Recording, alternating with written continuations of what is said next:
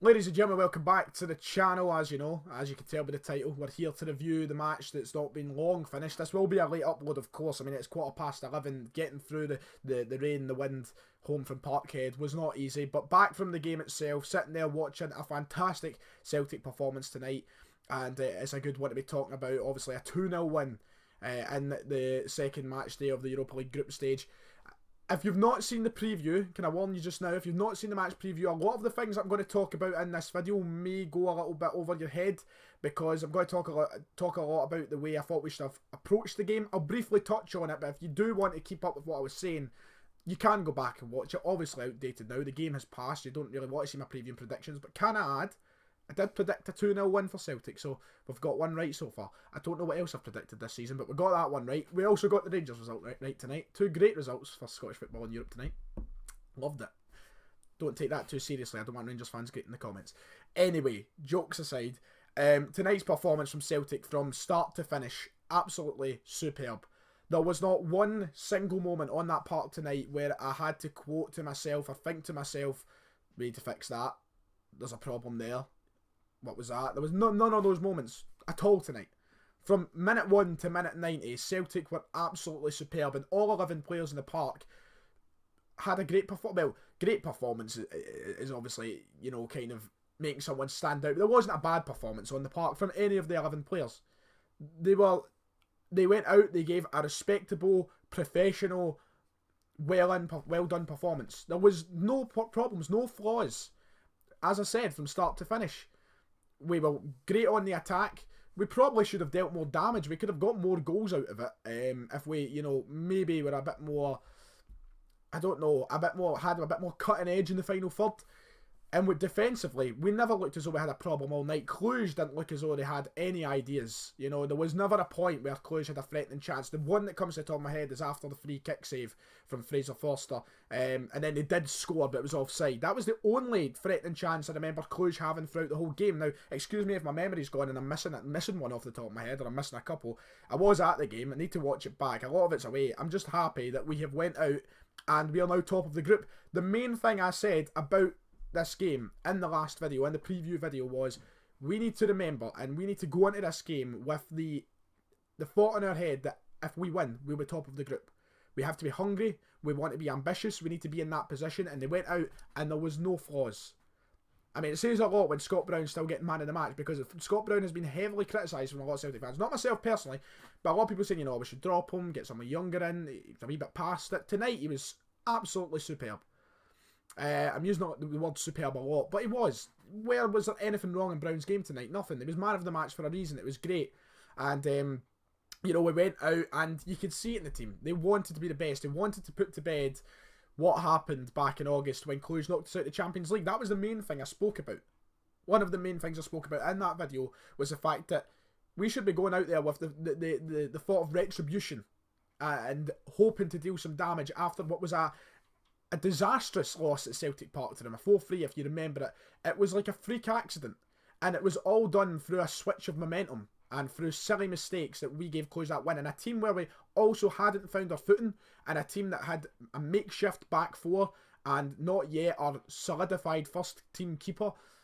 We went out that night with, you know, a lot of Celtic fans being confident, such as myself that night, but a team that wasn't too confident, and you can see this big confidence switch in the team from the comparisons of those two games.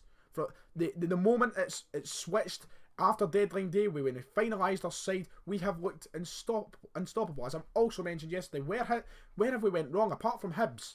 Where have we went wrong since that week Cluj knocked us out and we struggled against Dunfermline? And I'll quickly list it off again. We comfortably beat Rangers at Ibrox 2-0. We have been scoring goals for fun in the league. We are top of the league unbeaten. We got a fantastic away result at home. At home in Europe against Rennes. We're through to the League Cup semi-final. And tonight we added to that with a very professional and comfortable 2-0 win against Cluj, a team who were, you know, embarrassing us in August. You can see the progression of this side, and that's one of the main takeaways from the game tonight. The evolution of the Neil Lennon Celtic side in the year 2019 has been great over the space of, what, a month and a half? We have got things together very well, and it's a very big credit to Neil Lennon, because a lot of people were calling for his head, even. As far as that, there were people calling for his sacking after that week. And it wasn't the ambitious choice of manager, but he has gripped the team by the balls, to put it explicitly. He's gripped them by the balls, and we have looked fantastic, and we look unstoppable. We look as though we are a team who can go out and comfortably get to European football after Christmas, God knows how far after that, and B, win another treble. There has been no suggestions of not being able to do that since that week. The way we have developed since that week has been unbelievable, and tonight is a real staple, a real landmark moment in that development. And the Celtic players should be very proud and very, very, very happy with their performance tonight, because there wasn't a bad performance in the park. We didn't have to make substitutions till late on. Things were working well. The defence looked great. You've got El Ahmed, who looks absolutely sensational at times out on that right-hand side. He looks so comfortable. It's something we lacked so much in Europe. Lustig was always so on edge. He was so, uncomposed. El Ahmed just looks so comfortable whenever he has the ball, and he seems so relaxed. You've got a centre-back partnership with an absolute monster in there in Julian. And this is one of the things that says a lot over the past three weeks or so, since we played Rennes. The player who's looked the most dodgy in this Celtic side, and hang me if you don't agree with me, you might not, is Christopher Ajer. And that's not even that. He's not even been that bad. He's just looked a little bit apprehensive. He's looked a little bit jumpy. He's been getting himself into it a bit more, making a couple of mistakes here and there, but it's not been too costly. It's nothing major. But Julian's looking like a monster.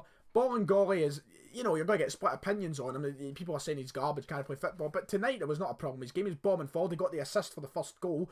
But people are still going to write him off. People are going to say he's not worthy. But I think he looks great. Brown and McGregor absolutely controlling the game in the middle. Christie, who is just a creative, I think Christie didn't look too great tonight on the ball, but off the ball, you look at his creative mind, you look at his movement and such, it's great.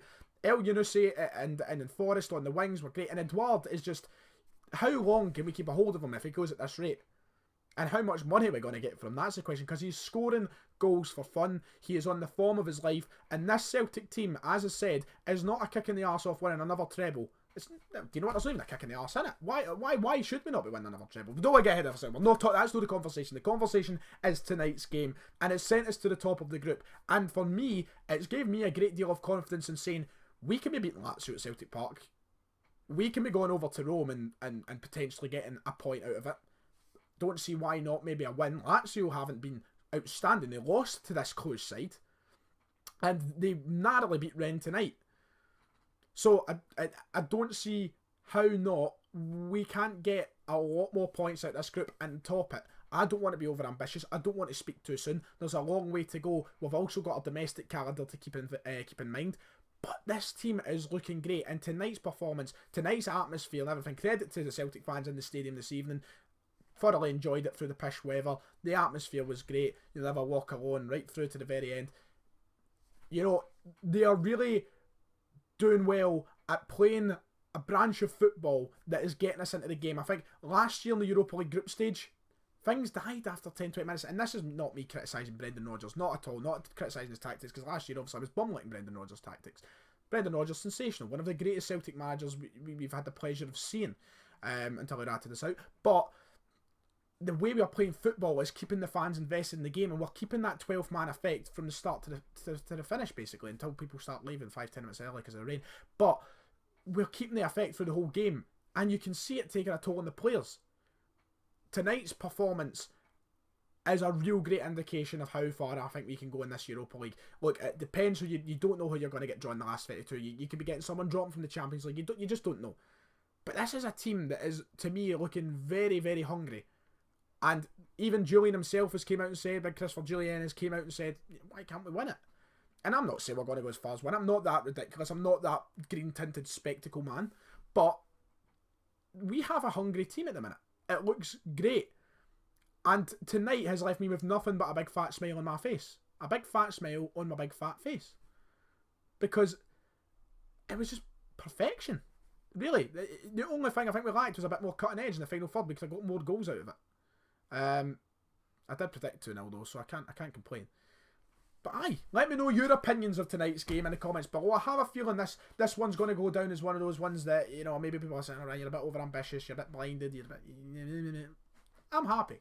And look, at the end of the day, that's what I want Celtic to do for me. I want them to make me happy, and I want them to make me ambitious. And if I'm a bit quick to jump to the gun, then fine, fuck you. Anyway, if you enjoyed, like and subscribe, and I'll see you all next time.